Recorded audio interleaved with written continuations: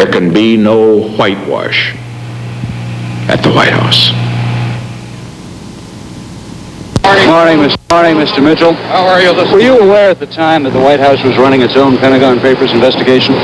No, I was not. Isn't that a bit unusual that they wouldn't cut the Attorney General in on something like Apparently not, because it would involve the Justice Department activities. John Mitchell, the man in charge of President Nixon's re-election, said, "There's no place in the electoral process for this type of activity." Was it usual practice to run investigations from the White House without cutting in the Justice Department? The Justice Department had its own investigative agencies, and I don't know what was being done at the White House. Obviously, we did know about this, or the case would have been thrown out. Machine fabric softener to cling free. It's everything bed and Watergate and it's so convenient. Just wait 5 seconds in your dryer. First was G. Gordon Liddy, a key member of the White House plumbers team. And each large E. Howard Hunt has already told the grand jury that he acted as a burglar, as a forger, on the White House staff in connection with an investigation into the Pentagon Papers. He has been convicted as a Watergate conspirator. Today he was granted immunity from prosecution in connection with his forthcoming testimony before the Senate Watergate Committee. He believes that he may end up reciting his lurid story in an open session. I served him as chief advisor on domestic security. Did you become aware of it? I don't know whether they would or not. They didn't. Was it usual practice to run investigations from the White House without cutting in the Justice Department? The Justice Department had its own investigative agencies, and I don't know what was being done at the White House. Obviously, we did know about this, or the case would have been thrown out. In some other grand jury testimony released at that Pentagon Papers trial the other day, Watergate conspirator E. Howard Hunt disclosed that in 1971 he gained access to confidential State Department files. Today, the State Department had something to say about that matter. ABC diplomatic correspondent Ted Koppel reports. Far from having any quarrel with Hunt's testimony, State Department spokesman Charles Bray today confirmed it and then added a few details of his own. Not only was Hunt authorized to go rummaging through classified cable traffic, he made copies of 240 cables and took those copies with him. Hunt was assisted in his labors by employees of the State Department's Records Services Division, but Hunt never told them specifically what he was looking for or why. How did Hunt gain such easy access to the inner sanctum of the State Department? Apparently, a phone call was enough to do the job. The phone call was placed by David Young, who worked at the White House on the Domestic Council under John Ehrlichman. Young placed one call and the State Department doors opened wide to E. Howard Hunt. At the time, David Young was conducting a study of security procedures within the government, but there is no evidence that this is what caused the State Department to cooperate so freely. As Department spokesman Charles Bray put it, when a White House staffer in good standing asks for assistance, we tend to respond. This is Ted Koppel, ABC News, Washington. When the president stepped before reporters late today, the Watergate scandal became a whole new ball game. I condemn any attempts to cover up in this case, no matter who is involved. Was nothing arrested in the CIA then. Was acted on a request by John Ehrlichman. Ehrlichman is under investigation because he resigned from the White House, and he was asked today about General Kareem. The whole thing's up and out there now, and we'll open it all up to be closed, and that the FBI is convinced it's the CIA that's doing this, and Gray's looking for a way out of the investigation. We're following consistent policy here in the front yard and not getting into questions of that kind. I wouldn't have any comment on any question, that one or any other that gets into any of the facts. We would not want to deny that. I wouldn't want to give a comment one way or the other. Advised that the CIA may have been involved in the Watergate burglary of the Democrats, and that he told H.R. Haldeman and John Ehrlichman, then his senior aides, to ensure that the investigation did not expose, as he put it, an unrelated covert operation of the CIA or the activities of a special White House investigations unit.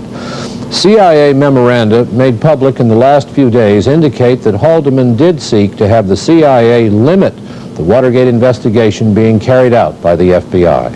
Richard Valeriani is at the White House, and he has details on what the president said about this aspect of the story. To them, and here I quote, to ensure that the Watergate investigation of the break-in not expose either an unrelated covert operation of the Central Intelligence Agency or the activities of a special White House investigations unit, unquote.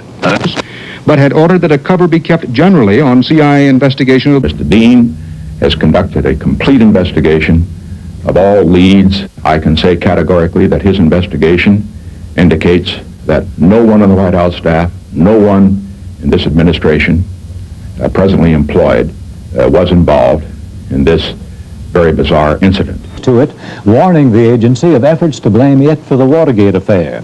The letters were written between last July, a month after the break-in, and this past January. One was signed Jim, leading some congressional sources to think they may have been written by James McCord. The office was a CIA job, pressured, he said, by his own attorney, Gerald Ulch. I heard him out on the suggestion, which included questions as to whether I could ostensibly have been recalled from retirement from CIA to participate in the operation.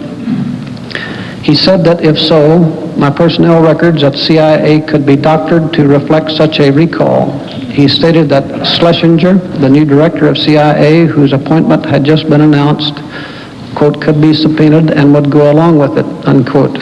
I told Alts that I could not use as my defense the story that the operation had been a CIA operation because it was not true. By now, I was completely convinced that the White House was behind the idea in the ploy which had been presented, and that the White House was turning ruthless, in my opinion, and would do whatever was politically expedient at any one particular point in time to accomplish its own ends. Accusations of the Watergate Pentagon papers, all involved in the White House, located in Rotterdam. The top of the radio elders of the past, they ordered after investigation because the next flood security leak. The Lebanon Prime Minister declared the state of emergency as violence flares began in and around Beirut. Howard? The tapes tonight from Tom Jarrell on the White House statement about the President and Watergate, Dick Shoemaker on the latest revelations in the Ellsberg trial. Bill Mitchell, the man in charge of President Nixon's re-election, said there's no place in the electoral process for this type of activity.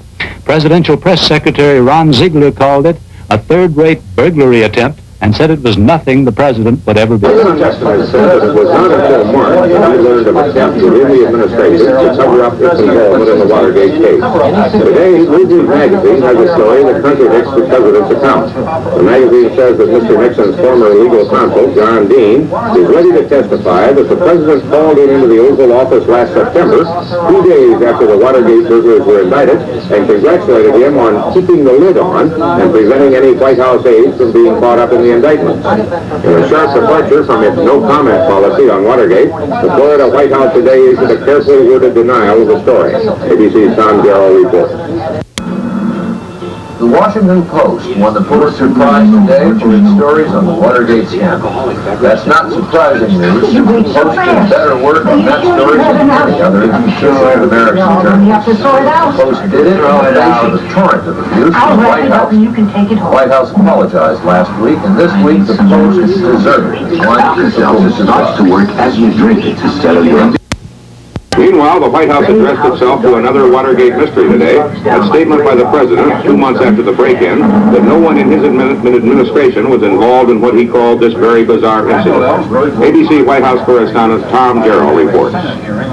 When the president confidently told the nation last August there was no White House involvement in Watergate, he drew the conclusion without ever having talked directly with his own chief investigator, John Dean. Word is out in Washington that new indictments of White House aides in the Watergate bugging case are imminent. ABC News learns that President Nixon has given his personal attorney, John Dean, who has been linked to Watergate by rumor, an implied vote of confidence. 90-minute give-and-take session today with newsmen. Ziegler directly refuted claims by Dean that he never even conducted a Watergate investigation. The press secretary contends that he often discussed the investigation with Dean on the telephone to obtain information on how to respond to news questions. Ziegler's claim is that Dean investigated, told his findings to senior aides like Bob Haldeman and John Ehrlichman. They in turn informed the president. The 3 men involved, Dean, Ehrlichman, and Haldeman, resigned April 30th. Last Watergate today, AFL-CIO President George Meany said he wasn't sure whether Mr. Nixon could govern effectively following the Watergate disclosures. More on the story from Herb Kaplow. In one of the most difficult decisions of my presidency, I accepted the resignations of two of my closest associates in the White House, Bob Haldeman, John Ehrlichman, two of the finest public servants it has been my privilege to know. Allowed for the president. Which has suffered from lack of attention. Senator Barry Goldwater had some stern words today on the impact of the Watergate scandal. In a statement issued in Washington, Goldwater said, "We are witnessing a loss of confidence in America's ability to govern," and he urged President Nixon to start making moves in the direction of leadership. Clemency. To the best of my knowledge, he said, "Jack, I want you to go back to him, McCord, and tell him that we are checking on these wiretaps, but this time impress upon him as fully as you can that this offer of executive clemency is a sincere offer which comes from the very highest levels of the White House." I said, "I have not used anybody's name with him. Do you want me to?" He said, "No, I don't want you to do that, but tell him that this message comes from the very highest levels." I said, "Do you want me to tell him it comes from the president?" He said words to the effect, "No, don't do that. Say it comes from way at the top." With what I saw happening to the FBI under Pat Gray, political control by the White House, it appeared then that the two government agencies, which should be able to prepare their reports and to conduct their business with complete integrity and honesty in the national interest, were no longer going to be able to do so. That the nation was in serious trouble has since been confirmed, in my opinion, by what happened in the case of Gray's leadership at the FBI. E. Howard Hunt has additional information relevant to the above. Hunt stated to me on more than one occasion in the latter part of 1972 that he, Hunt, had information in his possession which, quote, would be sufficient to impeach the president. Senate confirmation as Attorney General. The decision to appoint a special prosecutor probably holds the march toward new indictments for the time being. The present prosecutors are unlikely to make the crucial decisions on who is to be charged and for what until the outside independent supervisor Richardson has in mind is able to give his approval. This is a particularly tough time for the prosecutors, with all the potential defendants scurrying for the best possible position. The Senate Watergate Committee has asked for limited immunity for 6 potential witnesses, including Jeb Magruder. Tomorrow, the committee takes up the question of how to get the president's former counsel, John Dean, to cooperate. He's angling for complete immunity, or failing that, simple misdemeanor charges, so he won't lose his license to practice law. There have already been delays in getting Dean's and Magruder's story because of uncertainty as to what legal price to pay for it. And some of those decisions can't be made free of suspicion until the special prosecutor is on board. Carl Stern, NBC News, at the federal courthouse in Washington. Or in other words, 7 pages of Hunt's testimony made public the administration of President John Kennedy ordered the assassination of South Vietnamese President Diem. Hunt, a member of the special unit also investigating Ellsberg, told the grand jury he went to the White House and used a Xerox machine, a razor blade, and a typewriter to change the State Department cables. Hunt said he was ordered by Colson to show the fake cables to a reporter from Life magazine. All of this information, revealed today in one way or another, relates to the trial of the Pentagon Papers. If it's found that any evidence against Ellsberg used in court was obtained illegally, then the charges against him could be dropped. Dick Shoemaker, ABC News, in Los Angeles. Congressional investigation was started today into reports that the Central Intelligence Agency provided aid in the burglary of Daniel Ellsberg's psychiatrist. The New York Times reported that the CIA provided material and research for the break-in, and that Marine Corps Commandant Robert Cushman, who was Executive Director of the CIA at that time, authorized the assistance. Senator John is saying the president tried twice for reasons of national security to suppress details. Think the president should not resign, although his popularity and credibility have declined. American people do not think the president should resign as a result of the Watergate scandal. But 54% of those polled said they feel the president's credibility has declined so much it will be hard for him to be an effective president again.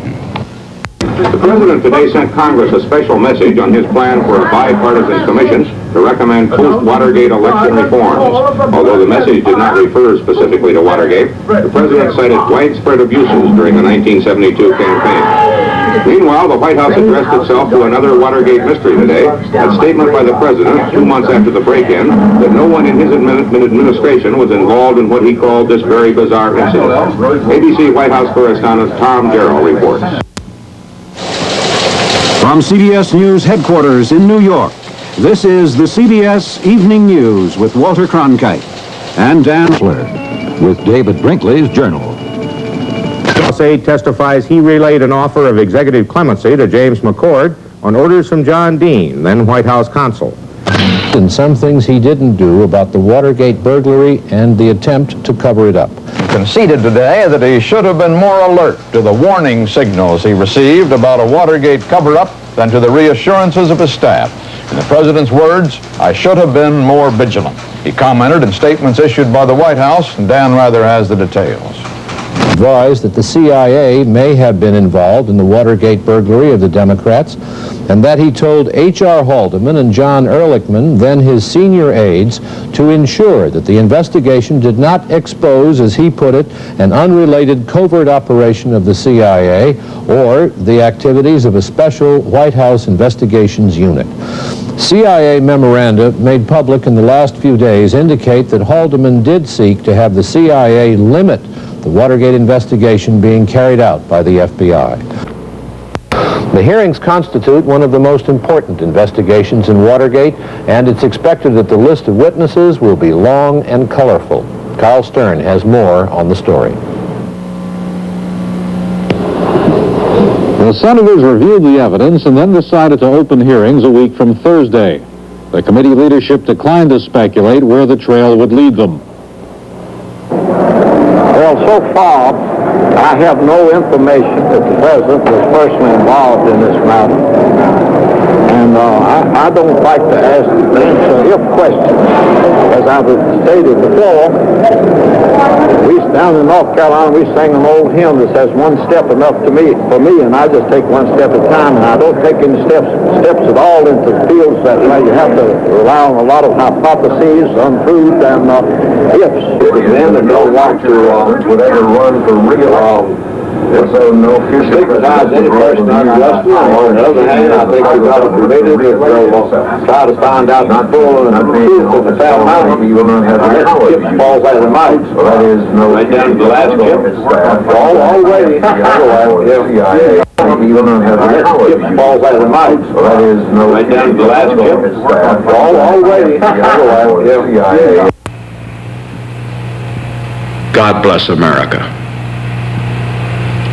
And God bless each and every one of you.